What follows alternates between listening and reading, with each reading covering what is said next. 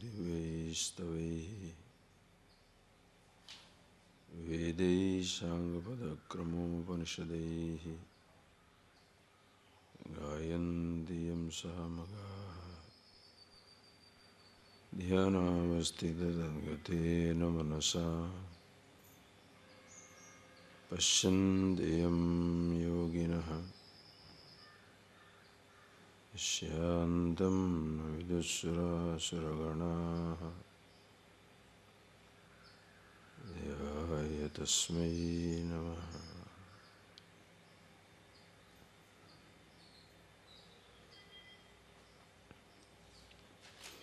Please read verse number 2 onwards, please. Raja Vidya Raja Guhyam Pavitram idamuttamam Pratyakshyavagamam dharmyam Susukham kartum abhyayam Asraddhadhana purushaha Dharmasyasya parantapa Aprapyamam nivartante Mrityu samsara vartmani.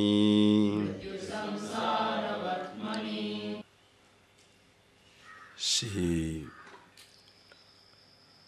as we saw in the 18 chapters of Bhagavad Gita, the first 6 chapters deals with the Tvampada, that is who you are. In the celebrated declaration of the Upanishads, Tattvamasi, Tat Brahma, Tat Ishvara, Tvamasi. You are indeed the Brahman, the Absolute, the Formless, or Ishvara, the God is in you. In this statement, 3 words are there. Tat, Tvam, Asi. Tvampada is the individual. The first 6 chapters dealt with the Tvam, as to who you are, who I am. When you say Tvam means, for individual, I am, Aham.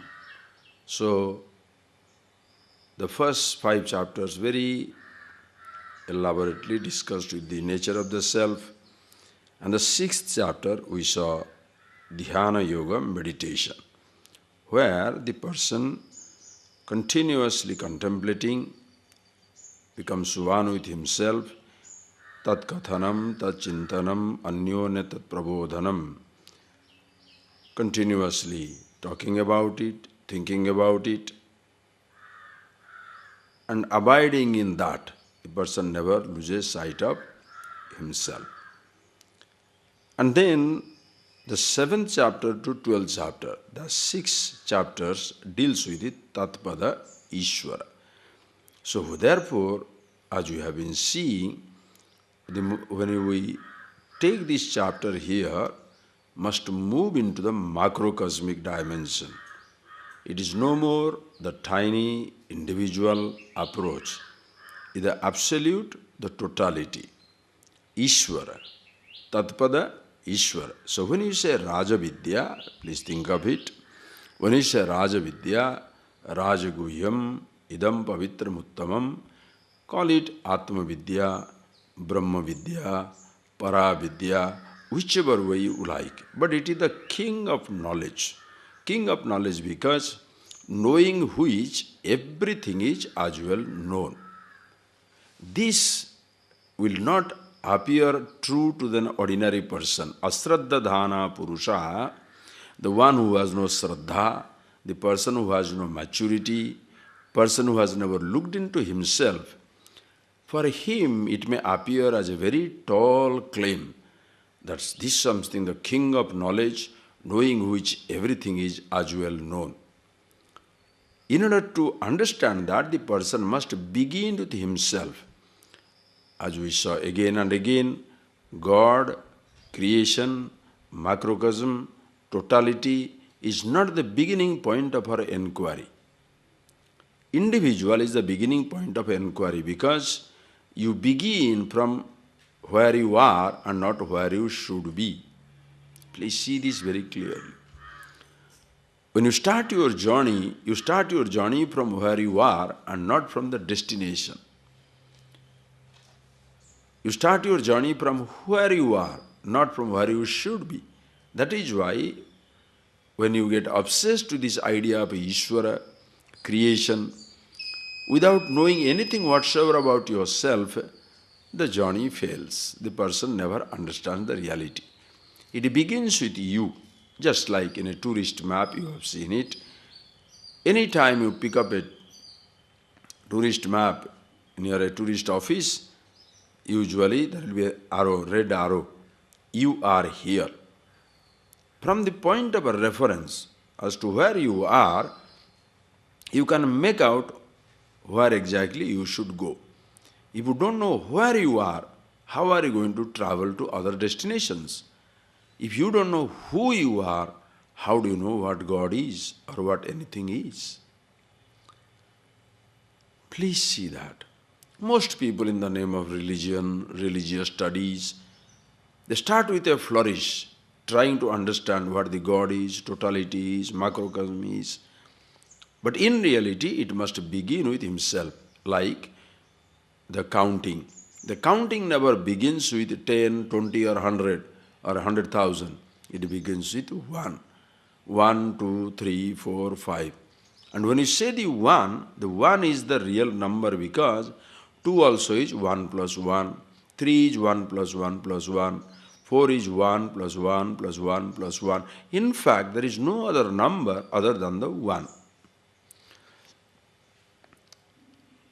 So without knowing the 1, you cannot get into the infinity. Infinity also, n plus 1. Any number plus 1 is infinity. So same thing also, you want to understand the whole macrocosmic universe, begin with yourself as to who you are. So when you say Raja Vidya, it begins with you, individual, and ends up with Ishvara, Samasti, totality. We have seen it elaborately in all our classes.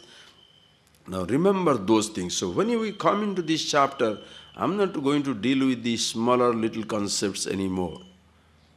Literally, as we come into this chapter, your mind must also revel in the absolute. There is no more revealing here. It is a continuous revelry. There is a difference between revealing the truth and reveling in the truth. You want the truth to be revealed? Come to beginners' classes. This is like a revelry, where you are absolutely reveling in yourself. No more the teacher required to reveal what is the meaning of the word I, aham, pratyaya, gochara. No more it reveals what the Ishvara is, because God also is revealed already. So you see it for yourself, where you continuously, as you are listening to, you are seeing the truth of it. We saw in the morning the last verse of the 80th chapter where he says, Tasmat sarveshu kaleshu ma manusmara yudhyacha. Remember that like a mantra in your life. Tasmat sarveshu kaleshu, sarveshu deseshu, sarvasu avastasu, at all times, at all places, at all conditions, may you anusmara yuddhacha. May you continue to fight your life, through your life. Anusmara. May you remember who you are. Just like you are driving in a car. When you are driving your vehicle on a highway, you cannot afford to doze off even for a second. If you doze off for a second, there will be a pile of death and disaster. You have to be awake and alert continuously. Same thing also. When you are driving through this traffic of life, you have to be continuously conscious. Even one moment of forgetfulness, you can lose yourself in a sight or a sound or a touch or a taste or a smell. One unconscious statement can create confusion for many people. One single statement, that is why Narada in Sanat Sujatiya very nicely says, Pramadam vai mrityum bravimi. It's a beautiful statement, declaration. Pramadam vai mrityum bravimi. He says, I shall tell you, pramada. Pramada means forgetfulness. Forgetfulness of one's own self is the death for the individual. Pramadam by mrityum bravimi. Understand? When you forget yourself, any moment of anger, hatred, jealousy, that is the time the person has forgotten himself. If you are totally aware of yourself all the time, these emotions cannot take hold of you. It is up to you to entertain an emotion. Please understand the difference. It is up to you to entertain an emotion for the occasion. It is another thing to be overwhelmed by emotion under the circumstances. If you are picking up an emotion, a mood, anger, hatred, jealousy, love, compassion, anything you like, for the occasion, you put it on, you drop it when the situation is over. But when you are overwhelmed by it, you are completely destroyed. There is a difference between the two.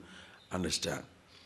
So that awareness must be always existing, that I am the Absolute. So when this scripture, when you start into the 7th chapter onwards, as we saw that, and now we shall see the next verse is going to be an atomic blast, a quantum leap. You cannot just handle it with a small way. You know, this language we shall see now. But first finish this. For the person, asraddhadhana purusha. Who is asraddhadhana purusha? Shraddha virahitasya atmagyanasya. Asraddhadhana purusha, when you say that, Shraddha virahita atmagyanasya. A person who has no shraddha. Shraddha means he is not aware of himself. Atmagyanasya shraddha rahita. One who is, at this moment, the person even has any doubt about himself. Please understand, everybody is born ignorant. We are all under the spell of ignorance. The moment we are born under the spell of ignorance. To awaken up to that fact that I am ignorant, I don't know anything about myself, that itself is a great blessing. Ordinary people can remain very happy with a limited identity. I am a father, I am a mother, I am a husband, I am a wife. And some people literally sleepwalk through life, like a somnambulist, is sleepwalking through life, happily playing the role of a husband, or a wife, or a mother, or a sister, or a brother, a rich man, poor man, something somewhere. They don't have any doubt whatsoever. They take it for granted. They have absolutely no doubt whatsoever. To such a person, if you say, you are absolute, you are a part of the God, he is not interested, he doesn't know, he can't even comprehend. Such people, asraddhadhana, not being aware of the conflict, mam aprapya, hey Arjuna, they never ever reach me. Why? Because they don't reach themselves. When the person is not even aware of himself, how is he going to reach me? That is where, without being aware of yourself, when you engage yourself in the puja, ritual, chanting, singing, dancing, it becomes lovely pastime. For some time you forget yourself, but at no time you shall be aware of the God, the truth. When you are singing, when you are dancing, when you are doing some ritual, puja, worship, whether it is a religious activity or it is a secular activity, or you are getting yourself engaged in a drama, movie, earning money, getting yourself into a relationship, you lose yourself in that. You don't remember yourself. That is almost like a deep sleep. For some time you completely forget yourself. You forget your limitations. But then again, you come back to your own old world, your limitations. Such a person will never, mam aprapya, hey Arjuna, never reaching me. Nivartante. Nivartante means nitaram vartante. Continue to exist. Mrityu sansara vartamani, in the path of death and change. Nitaram vartante. Continue to exist. Mrityu sansara vartmani. Vartman means path. Vartmani, in the path of mrityu samsara, in the path of death and change. They are continuously drowning in the ocean of called samsara. Samsara means Samsaratiti samsara, which is continuously changing. Sru, sar, to move. That which is continuously moving, continuously changing, we call it samsara. Physical body, the whole creation, your thoughts, your senses, your mind, continuously changing. So the person is lost in this world of himself, where he is lost in the changing body, changing mind. He feels frightened, threatened, because holding on to a dying thing, you cannot be deathless. Holding on to something for your security, you cannot be secured. Listen carefully. The more number of securities you have, the more insecure you are. Please take that point. Depending on something, you cannot be independent.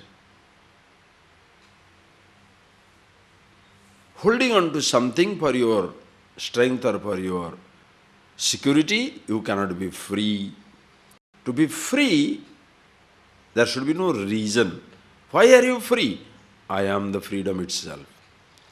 Why are you happy? I am the happiness itself. Why are you secured? I am the security itself. This is the thing. These are things all we have seen. Please appreciate. Going back to one's own nature. But if a person doesn't understand that, nitaram vartante, continue to be lost in the samrityu samsara vatmani, in the path of death and change. So, in order to go beyond the death and change, listen carefully, in order to go beyond the death and the change, you cannot change the changing body. Listen carefully. You cannot change the changing body. You cannot change the changing mind. But you have to discover something changeless which remains ever the same. This afternoon, I think you all must read that little piece of article. You put it on the board, Prabhakar. Put on the board. It's a very nice piece of article. It is written that scientists are now discovering, he says, in 20 years' time, the man may be immortal. Just think, no, it's a fantastic piece of news. Even if he's not immortal, at least man may live for 10,000 years. What you are listening to in the Mahabharata, time, Dwapara Yuga, Treta Yuga, people are living 5,000 years, 10,000 years, 20,000 years. Possibility is there. Because of the nanotechnology, this nano means, that tiny, smallest. Now they are going to put that type of technology. That will completely revitalize replace also your pancreas, kidney and other things to do the function. It's almost like robotics. You push the thing, your sensor, you don't need those things anymore. And they do the job of the pancreas, they do the job of the heart, they do the job of it. So your body is like as it is, but the inside completely gone. And you shall be living for 100 years or 1,000. He says immortal. The possibility is you shall be living for ever and ever. Imagine. By chance you live forever, there shall be greater necessity to understand yourself. Because or else you shall die out of sheer boredom. A person who lives for the longest time, but is not aware of himself, imagine, your head can go crazy. 70 years of life itself is such a load, such a burden. The person cannot take it. Imagine he has to live through that ignorance 70,000 years. My God. That is why more and more important than this knowledge must be gained. When you are aware of yourself, who you are, then the perceptions, thoughts, nothing touches you. Understand? Can you be a person like that? Using your organs, using your sense organ, using your body, yet not taken for a ride by the body. Like driving your car, but never being driven by a car. If you drive the car, you reach destination. If the car drives you, you are in hospital. If you drive your body, your senses. You drive your thought, your life is absolutely enriching. But when a thought drives you crazy, you are dead. body drives you crazy, your mind drives you crazy, your sensations drive you crazy, you are absolutely finished. Therefore, in case you want immortality, you cannot make the body everlasting. Even if you do the body, now I have to use that language, even if you make the body everlasting, you cannot. But in case you succeed, now there will be a problem of thought. Are you getting that? If the body's problem is over, let us say previously body was dying, therefore you have to take care of the physical body. Now the body does not need any care. Let us say because of this technology, now body has become like that. Now the thoughts you have to handle. And thoughts become a greater problem. For the poor person, please see that example in life.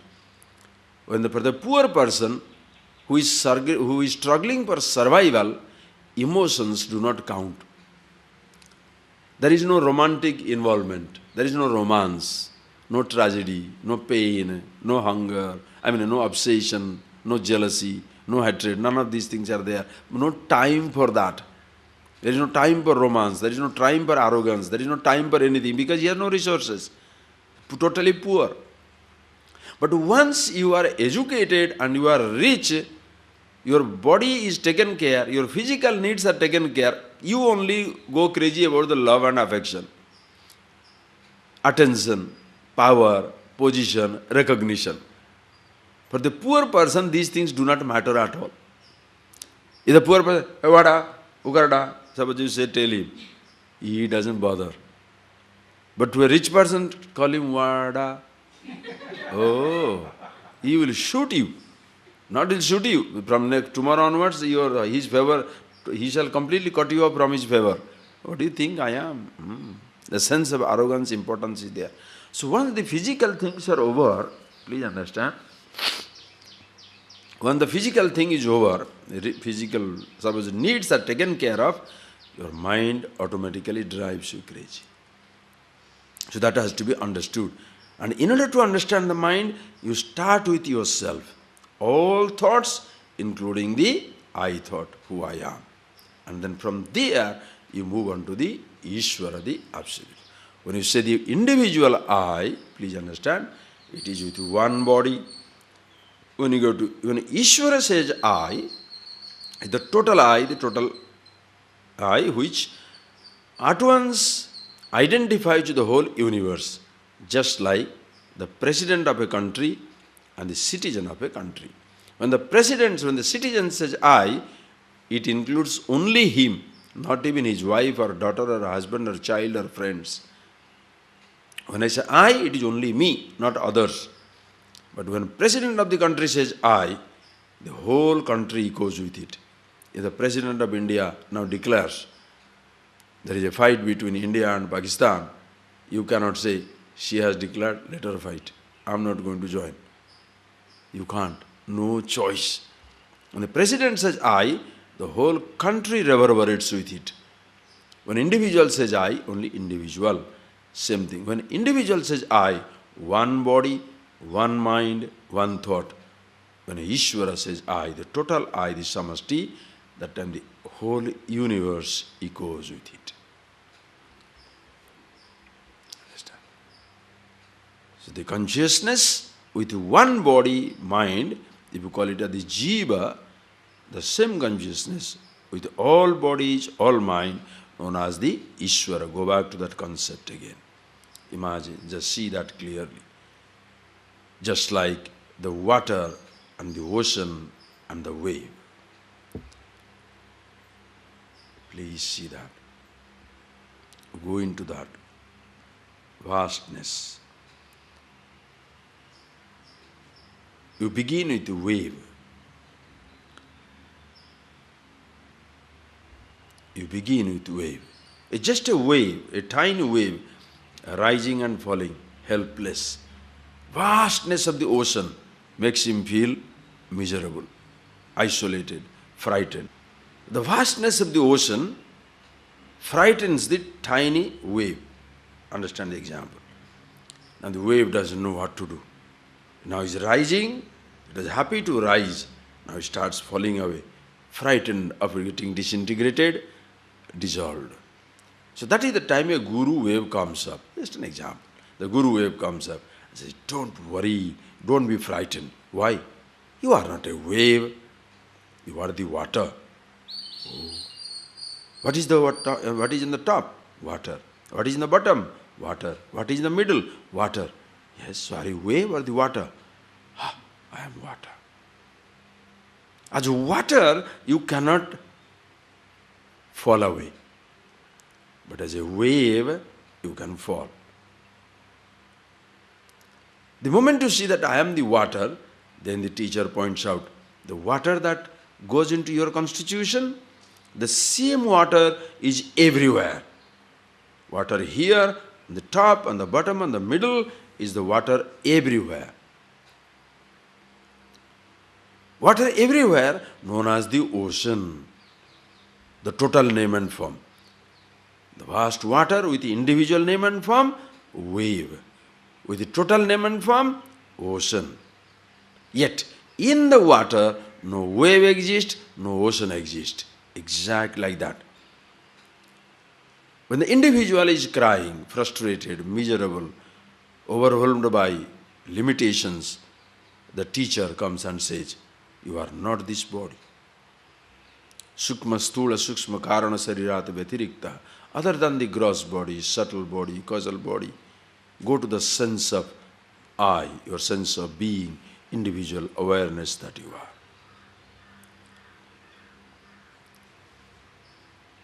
And that is the one which remains in the waking state, dream state, deep sleep state. Childhood, old age, youth, every time. The consciousness in the childhood, the consciousness in the youth, the consciousness in the old age, one and the same thing. Your body has gone through childhood, youth, old age. You are the same.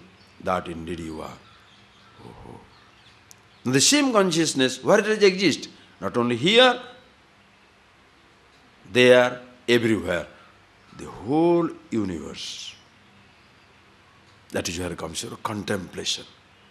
Tad buddhaya, tadatmana, tannishtha, tatparayana, gachanti apunarabhuttim jnana nirdhuta kalmasa. In the 6th chapter we saw that. Tad buddhaya, your intelligence continuously dwelling upon this, taking every challenges of life. Tadatmana, you never forget that that is myself. Tannishtha, abiding in that. Tat parayana, that is the supreme goal. Gachanti apunarabhuttim gatim. They go into a place where there is no return, because you don't go there. It is all pervasive. You are ever a part of it. Jnana nirdhuta kalmasa, completely wiping out the impurities, the limitations by the knowledge, the absolute that you are. So you see that where is that consciousness? Here, there, everywhere. Just like the space here. You recognize the space here. Do you carry your space with you? Do you carry your personal space with you? Space is everywhere. You are existing in space, but you don't carry your personal space with you. Wherever you go, the space is already existing. There is no personal consciousness. Wherever the body goes, thought goes, consciousness already is. So that is all pervasive. If consciousness in one place, you call it Atma, the consciousness all pervasive, you call it Brahma. With one body, if you call it Jiva, with the total body, the whole gross macrocosmic universe, Virat, we call it as the Ishvara. So when you say Ishvara, it is not a concept brought in. You recognize the macrocosm, the totality. Like ocean. Please understand. Because for most people, Ishvara is a figment of imagination. Or for most people, it's just a concept. Somewhere to be surrendering yourself or be afraid of yourself.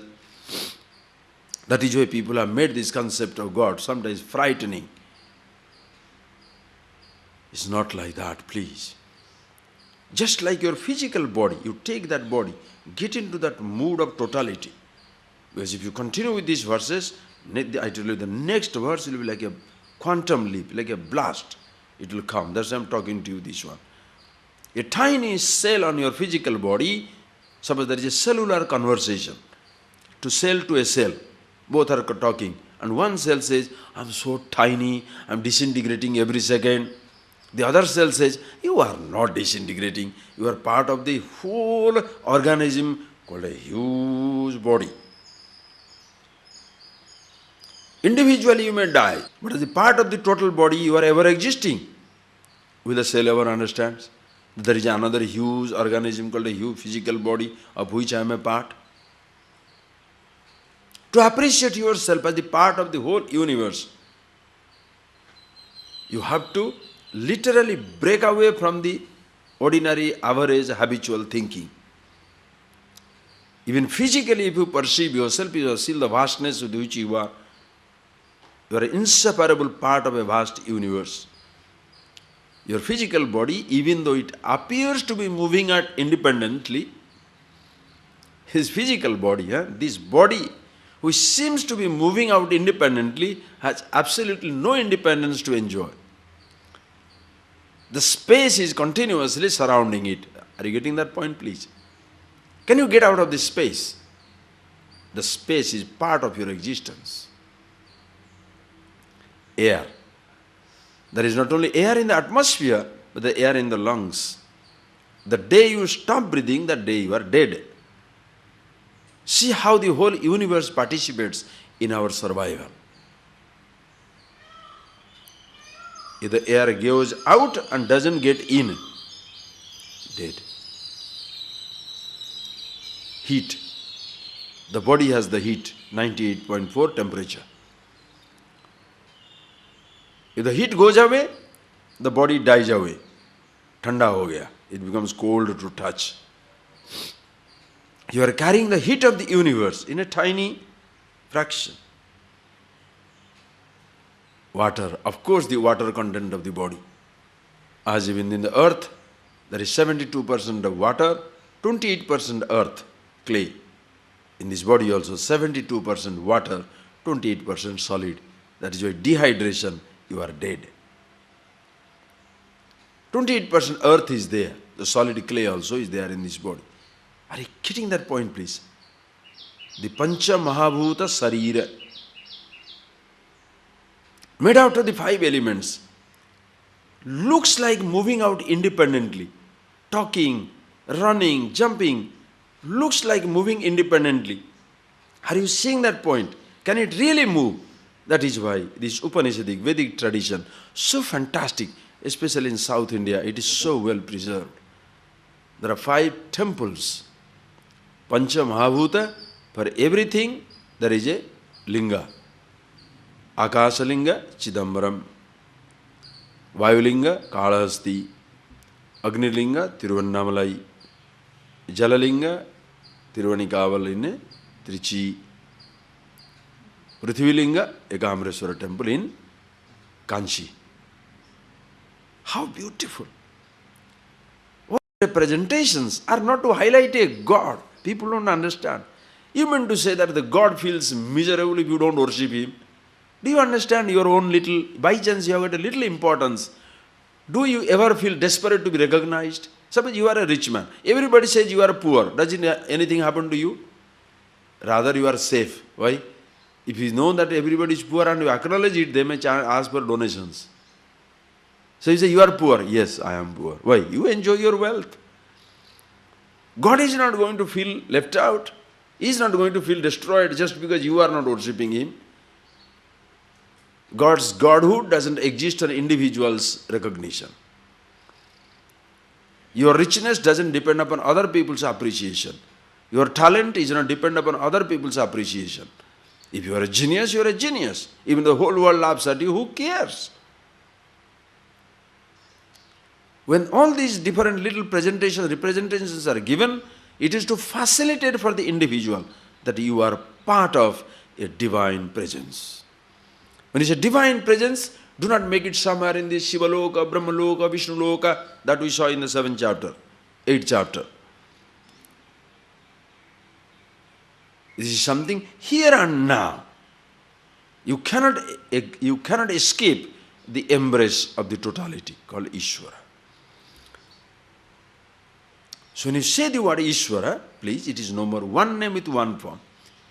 It is the name. When you say Ishvara, it is the name for the whole existence of which this body is an inseparable part. So it becomes so easy to give unto him that belongs to him. It's no more mine. Neither it is mine nor it is me. Are you getting that point, please? It's neither mine nor it is me. Both were wrong. I am neither the body, naham manaha, name manaha. Naham deha, name deha. Neither I am the body nor I have this body. I just use it for some time. It's given to you for some time. Where the problem has come, when you identify with it. I am the body. What? I am the body. Body is whole thing. Even suppose you are taking a food, see because the sense organs, you have seen it elaborately. Because a little sense organs, you put a little food on your tongue, and the sensation is very nice. How do you feel? Oh, I love it. You love it? What do you mean you love it? The tongue is recognizing a sensation called taste in that food. What is the question of you are loving or not loving? The tongue will recognize the taste. Are you getting that point? But unconsciously, what do? I like it. Then repeat. When you go on repeating, poor tongue doesn't suffer. It eats, no problem. The stomach eats it, then you get big stomach. Why? Because you are the slave of a sensation called taste. Some people are slave of a sensation called touch, some of sight, some of smell, some of sound. Ask yourself the question. It is just a sense organ. Will you understand that whole mechanical standpoint also? The whole mechanism of perception?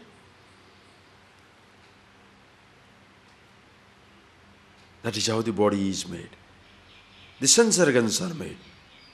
But body has no sense of, body never says, it is me. I say, I am the body. That is the trouble.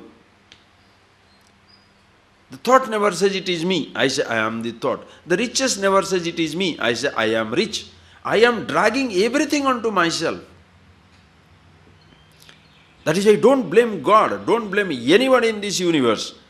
The earlier you take your responsibility, the better it is. That is why first question yourself who you are. Once you see that point, then you see this body forms the part of the total body. That is why you call it physical body Vishwa. In Tattvavada classes, Vishwa, the whole creation, the physical universe. Virat, Virat Rupa. Virat Rupa means where all forms are existing. In 11th chapter we shall see that. Beautiful. Vishwa, Virat. Your mind, Taijasa. In total mind, Hiranyagarbha. Individual ignorance, Prajna. The total ignorance, Maya, Ishvara. So it's not a concept. Please appreciate. You are not creating a concept. It's not a speculative philosophy. Please appreciate. As I told you in the morning, this flower is flower. When I am introducing you to the petal, am I creating the petal? No. When I am introducing the stem, am I creating the stem? But if I can only show you only this much, the flower, the petal and the stem, I am not giving the complete version of it. I must dissect it. When they dissect it, other parts are existing. Like a child, you introduce nose, ear, eyes. These things you introduce to the child. Have you ever introduced a child to your thoughts? No dissection. I thought. How many people are introduced to I thought? And what drives you crazy? Definitely not your body. Your thoughts drive you crazy. The gross person thinks as the body driving him crazy. No, the body doesn't drive you crazy. Your body cannot drive you crazy until it becomes a thought in your mind. A man or a woman is not your problem until he or she becomes a thought in your head. That is why strangers are never your problem. Even your own body is a stranger to you until a thought comes. Really? Yes. Other day in Melbourne, just a few days back, one man came for the first day talk. He and his wife came. Second also he and his wife came. fourth day, our last day that day, because after that we are having the camp, and they had invited me for fourth day, evening dinner after the class is over, I'll go to that. They attend our classes regularly. Third day, they did not come. What happened? The person was driving the car, suddenly the car is going like this. Slowly they are driving, he is going in a different way. The wife panicked, he said, what are you doing? But he doesn't understand what's going on. Like a sleepy fellow is taking it that way. Somehow she managed to break it up, and he shouted. So the man woke up, stopped the car on the road. Lucky that time there was no heavy traffic, or he would have been dead, everybody would have been dead. He took the side. They again came back to normal. But because he forgot, perhaps just 1 minute, 2 minutes, he totally forgot what was going on, they took him to the hospital. You know what is that? Advanced brain tumor. Advanced brain tumor. Now the doctors say nothing can be done. Maybe a month or two. Now what do you do? But until that day, he was a happy man. Hanging around, going, having around, with the friends, people, dancing, jumping, doing everything. But there is a tumor. That moment the tumor came, the tumor has been there maybe for years. But because you don't know, are you getting that point, please? The thought doesn't exist, so you are a happy person. Some people, the other way around is, see the power of thought, like a hypochondriac. The person doesn't have any disease, but he thinks he has a disease. Little pain here, oh, heart attack. A little growth here, cancer. Some people are like that, extremists. The moment there is a little growth, oh, cancer it must be. So the fellow goes on imagining. What happens to him? One thought, it's not there is no cancer, but he thinks there is cancer and he's suffering. See the power of thought. One little thought. So you have to appreciate your physical body is part of the total universe. That is why people who are imaginative means, the people who are habitually projecting, I think he loves me, I think she hates me, I think my father misunderstands me. He has got a projection for everybody. That person has decided to be miserable throughout life. Suppose you are a person your imagination is very active imagination. Whoever, suppose a friend comes, I think that fellow doesn't like me. And very powerful, very absolutely sure of your projections also. And you think too much of yourself. Whatever you think, that is right. I don't think that person likes me. That person likes me. That person hates me. This person, useless. Different likes and dislikes. You don't need anybody to torture you. You are good enough for yourself. Your thoughts understand. That part of the totality also. Your body, your mind. When that exists, you give unto him what belongs to him. Your life is beautiful. And that is why when you say Ishvara, no more you exist. You can't say Ishvara and I. You can't say body and hand. Hey, please come to my house for dinner. Bring your stomach also. Is it necessary? Come to my house for your dinner, but please don't forget your stomach. Huh? Is it necessary to say? There is no body and stomach. Body means stomach included.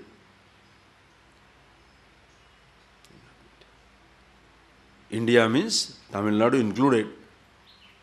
Earth means India is included. You can't say Earth and Jupiter? Yes. Earth and Tamil Nadu? No. Solar system and Earth? No. Sun and another star? Yes.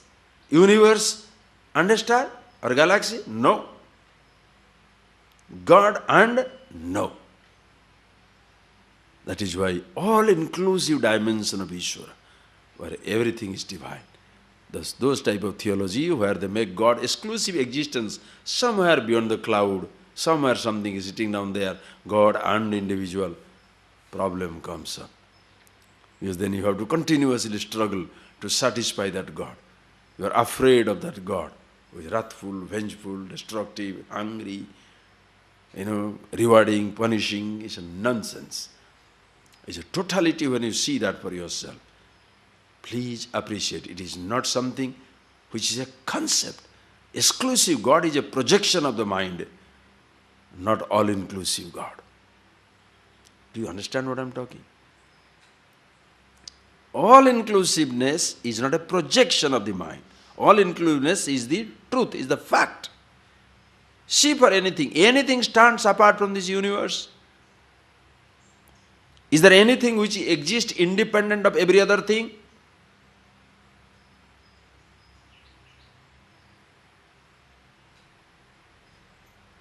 If you say dust, you have to bring in the universe. If you say universe, dust is included. If you say individual, you have to bring in the total. If you say total, individual is included. When you say Ishvara, nothing stands apart. Therefore, those people, man who has no Shraddha, not even aware of himself, hey Arjuna, mam na nivartante, aprapye, without getting me, nitaram vartante, mrityu samsara vartmani, in the path of change and death. Average person continuously drowning in the ocean of samsara. Now drowning, now coming up, now drowning, now coming up. That is how the average person's life is, a roller coaster ride. Unconscious individuals living life in the highway of ups and downs. Sinking, breathing. Unfortunate. Whereas, read the next two verses. Bhagavan reveals himself. Oh, it's an amazing dimension. Get it by heart. You must have heard it already so many times because I love these two verses. Go on quoting it. You please see that, read it and get it by heart for yourself. Maya tatamidam sarvam jagadavyakta murtina masthani sarvabhutani nachaham te svavastitah न च मस्थानि भूतानि पश्य मे योगमैश्वरम् भूतभृत् न च भूतस्थः ममात्मा भूतभावनः मया ततमिदं सर्वम् जगदव्यक्तमूर्तिना मस्तानि सर्वभूतानि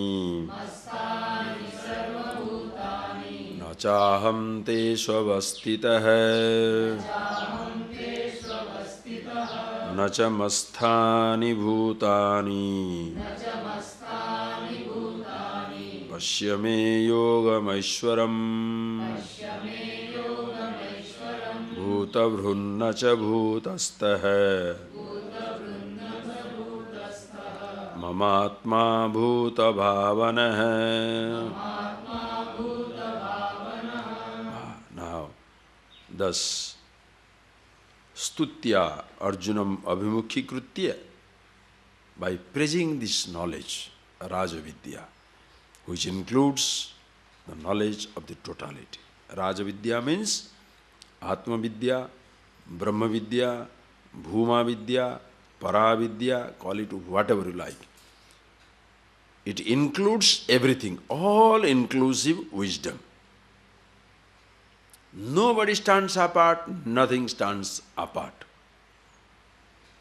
When you know about it, you are no more standing isolated in this universe, but part of a total existence.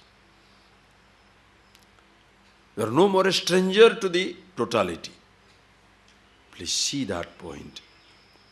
As I told you, physically observe and see for yourself how the space, where is the space? This is known as expansion. This is why expansion. Your mind must expand, not stuck on a tiny little roll. When you're thinking of yourself, not thinking of a tiny body here helplessly existing in the universe. Your body part of the vast space. The total air, the total water, the total earth, the total fire is a part of the total universe, just like the wave. Wave, listen carefully, isolated, rising and falling, frightened of disintegration, dissolution. But the same wave, when he knows himself as a part of the ocean, in the body of the ocean, wave cannot die.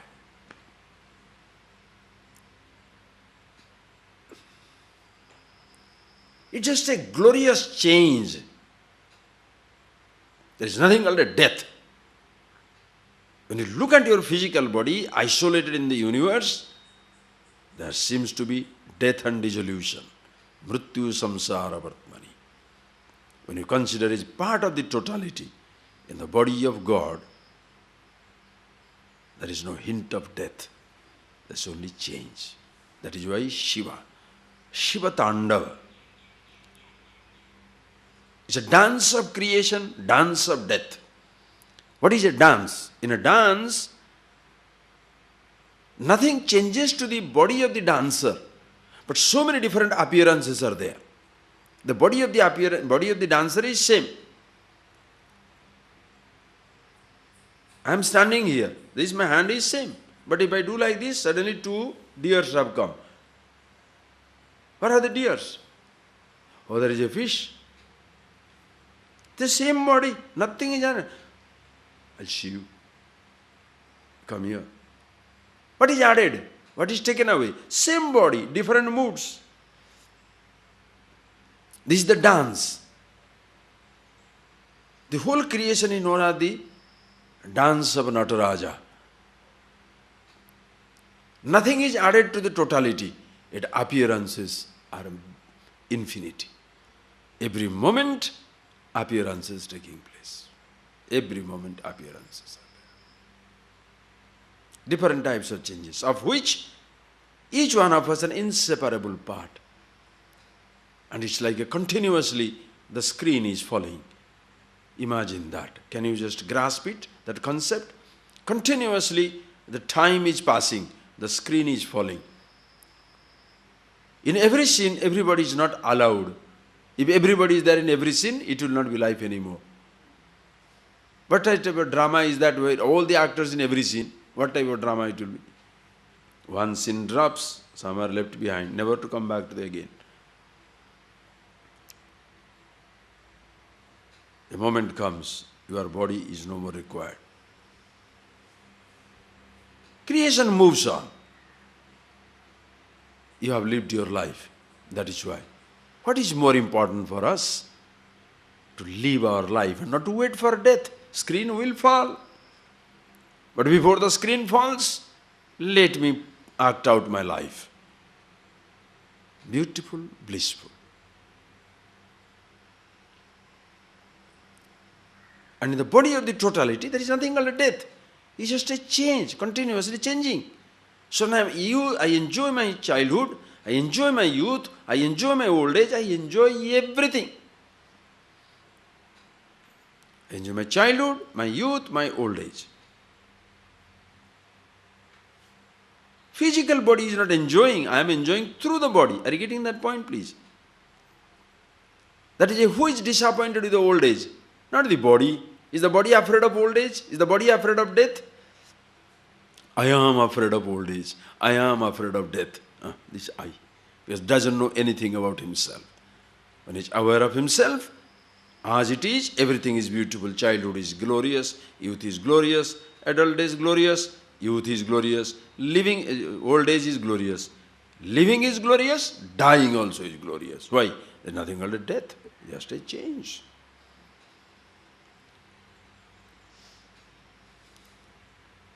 So in the body of totality, there is no death, no change. When you see that, your living becomes another dimension. And when Bhagavan says, when he says now this line, he says, how I am everything. When he says I, most people cannot grasp it because without understanding your I, you can't understand God's I. Without understanding your I, you can't understand other people's I. Are you getting that? Getting this simple statement. You want to love others, love yourself. All these things you have seen in the ordinary beginning classes. Think of it. Unless you are aware of yourself, who you are, how are you going to be aware of other people? You are aware of your own emotions, how it works. You shall know exactly how it works for the other person also. Only when you are aware of yourself, then you will be aware of the other person also. And also when Ishvara says, God says, I, it becomes beautiful. But when you don't understand yourself, when God says, I am everything, then this individual will be thinking, what is he talking? I am everything. I am not he. How can he say I am everything? Are you getting that? Individual doesn't feel himself as part of the totality. That is why even if God says, you are part of me, you don't become a part of it. That's the problem lies not in God, but in you. When people say, I don't know why God is not listening to the prayer, how can he listen? From his standpoint, there is nothing called a problem. That is why all the gods are happily standing there, big smile. You cry also, smile. You roll there with misery also. Don't worry. Why? But that is what the whole attitude, idea is. Because from the standpoint of totality, Ishvara, there is no problem. Your problem is your perception. Listen carefully. Your problem is your perception. See.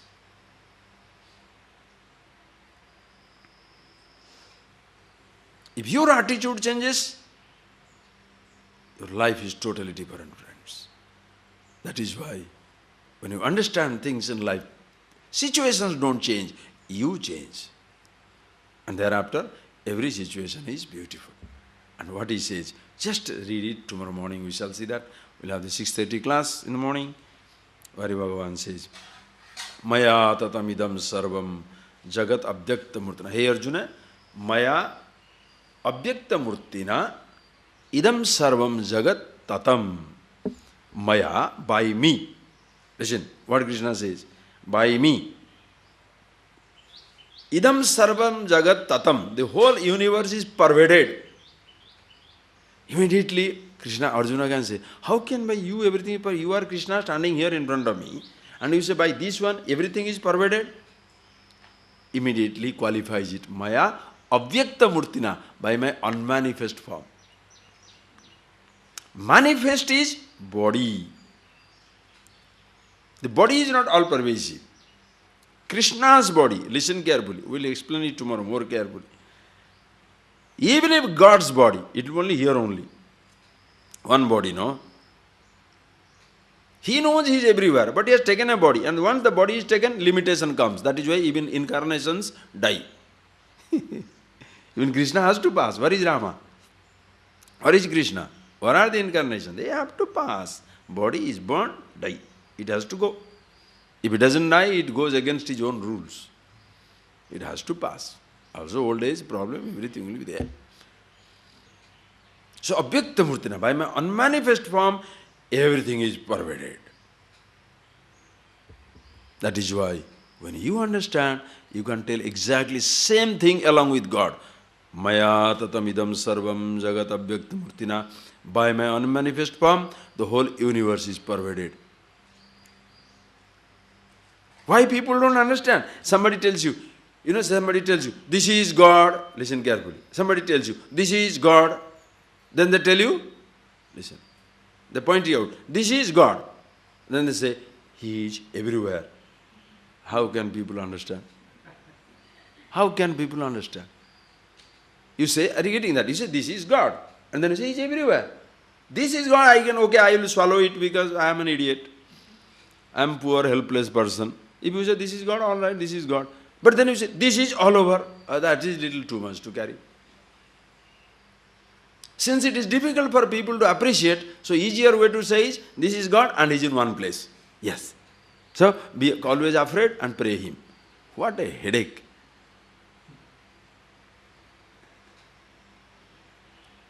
No. We'll see it tomorrow. All pervasive. And mastani sarvabhutani. All the beings are existing in me, but I don't exist in them. The ocean can say, all the waves are in me, yet in me there is nothing. Why? It's only me. There's nothing other than me. The language is so beautiful, paradoxical, so paradoxical. Average person with a intellectual, sort of a intellect cannot even grasp this much. Just now telling I am everywhere, then he says nothing is inside me. Najamastani, bhutani, none of these things exist in me. Why? I am alone. Pashyame yogam aishwaram. See my aishwaram yogam pashya. See this yoga, my glory, where I am in everything, yet there is nothing. Like the body can say, I am in all the cells, yet no cells exist in me, because I alone am. Bhuta vrut, I fill up every cell. I fill up everything in this universe, every bhuta, every element. Yet nacha bhutastha, yet I am not in anything. Mamatma bhuta bhavana. Myself indeed fills up everything in this universe. There is nothing other than me. As even God says, that is how the wise person also can say the same thing. There is nothing other than me. When your vision is same, but when it comes to Vyavahar, don't play God. We'll see tomorrow. When you are doing Vyavahar, individual is here. Krishna can say, I am all pervasive. Arjuna can say, I am all pervasive. But Krishna has all the bodies at his disposal, all minds at his disposal. Arjuna has one body at his disposal. Just like the ocean says, I am the ocean. Wave says, I am the wave. I in both is one and the same. Water. Water is wave, water is ocean. But in the ocean, Titanic sink away. In the wave, not even an ant commits suicide. So you see this beauty. That is why, with your knowledge, devotion becomes so natural. As the 12th chapter comes, full of devotion. Because it doesn't bring you arrogance. I am everywhere. No. I am everywhere from the absolute standpoint. Body standpoint, he alone exists. He alone takes care. Call it he, call it she, call it it. It doesn't matter. Ya Devi, sarvabhuteshu, sarvarupena sanstita. Call it Devi, feminine. Vyapakatvad Vishnu, all pervasive. Vishnu, call it masculine. Brahmaiva idam jagatsa sagalam chinmatra vistaritam. Neuter. It doesn't matter. Absolute is masculine, feminine, neuter, yet none of these things existing. They are part of the totality. With that mood, these chapters must begin. Okay? So when you think of the word I, no more you are standing apart from the universe, but part of the totality. So feel that, as though the whole universe breathing through you. Close your eyes. The whole creation touches you. When you live with your body, the whole creation touches through you. The vast space providing you shelter. The air sustaining. The heat, water and the earth sustain your body. Consciousness everywhere. The unmanifest awareness at once everywhere.